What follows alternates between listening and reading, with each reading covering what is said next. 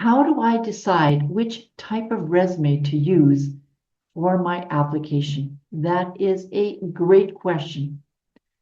A frequent question is whether to use a chronological or a functional or a hybrid resume. And the answer lies in your work history and in the position you're applying for.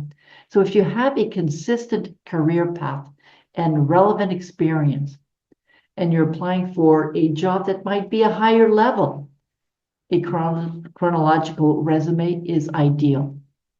A functional resume focuses on skills, so it makes it more suitable for career changes or those that have employment gaps. And a hybrid format or a mixed resume combines both, so it showcases your skills and your experience in equal measure.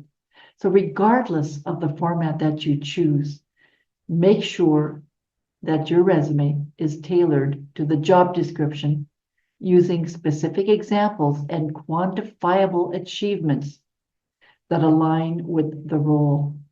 You may also want to consider how you help them resolve certain problems. What are some of the solutions that you've used in the past to help your companies resolve their problems?